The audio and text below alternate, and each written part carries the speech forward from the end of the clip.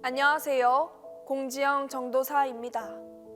오늘은 마음, 혼자서는 가꿀 수 없다라는 주제로 공동체에 대한 강의를 말하고자 합니다. 그럼 시작하겠습니다.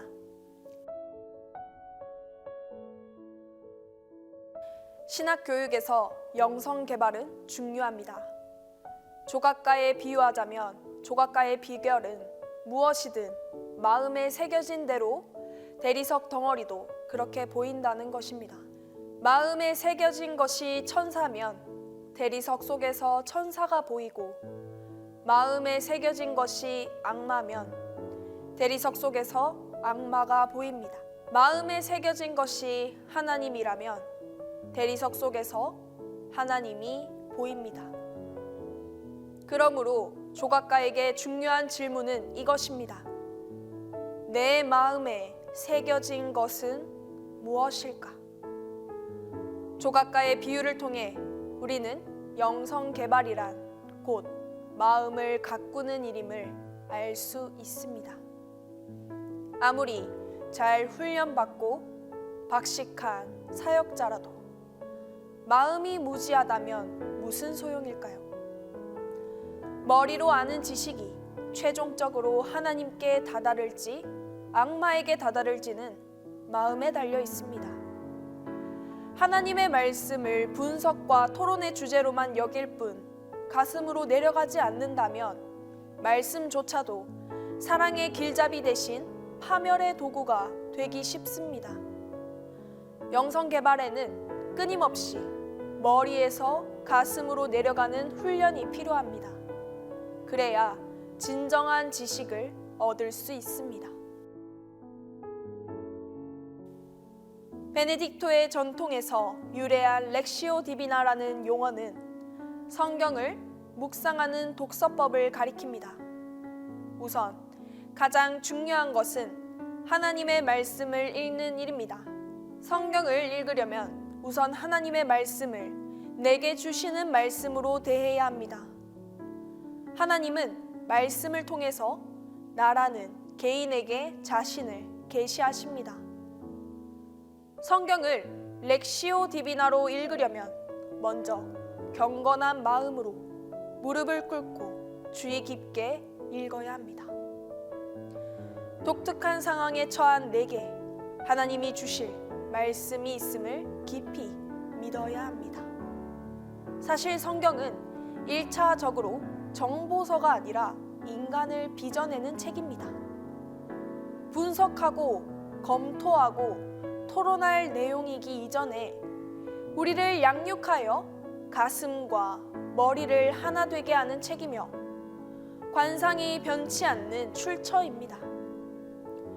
우리가 하나님의 말씀을 내게 주시는 말씀으로 선뜻 들을 때에만 성경은 자신을 드러내며 우리 마음의 중심부로 뚫고 들어옵니다. 이는 결코 쉬운 일이 아닙니다. 계속 기꺼이 변화하면서 내키지 않는 곳으로 가야 하기 때문입니다. 말씀은 침묵 없이는 결코 열매를 맺을 수 없습니다. 침묵은 영성 개발에 이르는 왕도입니다.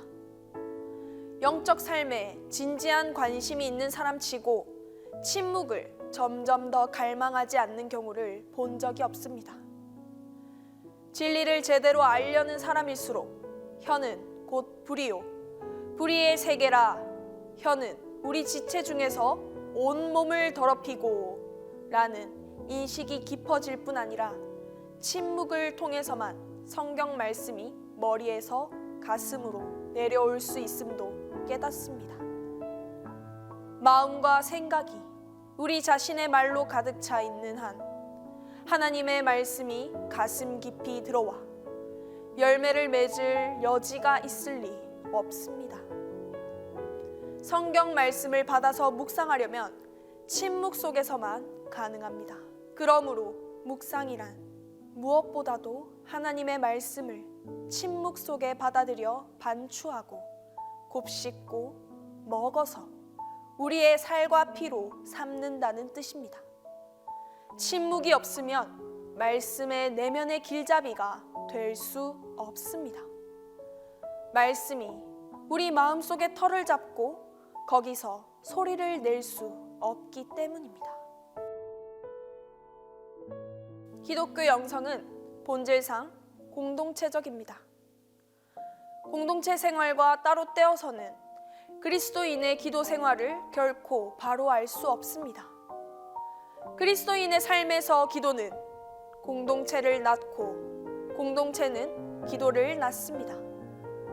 렉시오 디비나와 침묵과 영성 지도는 기독교 공동체라는 정황 속에서 완성됩니다. 그러므로 하나님의 말씀을 읽고 침묵 속에서 듣는 행위는 개인을 완성시키는 혼자만의 기술이 아니며 영성 스승도 혼자만의 깨달음에서 권위가 생겨나는 무슨 도사가 아닙니다. 이 모두는 하나님 백성의 공동체적 삶에서 반드시 갖추어야 하는 요소이며 무엇보다 먼저 공예배로 표현됩니다. 말씀을 읽는 장은 1차적으로 공동체이고 침묵도 더불어 사는 삶의 일부이며 영성 지도도 우선적으로 전체 공동체 이름 안에서 보고 경험해야 합니다. 진정한 영적 성장이 이루어지는 곳에서는 당연히 늘 공동체가 탄탄해지고 거꾸로 진정한 공동체가 있는 곳에서는 늘 영적 삶에 더 깊이 들어가려는 갈망이 커집니다. 공동체는 성령이 주시는 선물이며 침묵과 발언, 듣기와 말하기, 공동생활과 혼자 지내기, 여러 예배 방식 등 각양각색의 모습으로 표출될 수 있습니다. 공동체는 무엇보다 마음의 자질이며 덕분에 우리는 경쟁사회의 허상에서 벗어나 서로를 그리스도 안의 형제 자매이자 한 아버지의 아들, 딸로 인식할 수 있습니다. 공동체는 마음의 자질인 만큼 특정한 제도적 형식에 얽매이지 않으며 출현하는 곳마다 새로운 형태의 삶을 자유로이 창출합니다. 이렇듯 영적 삶은 늘 공동체적입니다. 공동체에서 흘러나오고 공동체를 이루어냅니다. 영적 삶은 우리 안에 계신 성령의 삶입니다.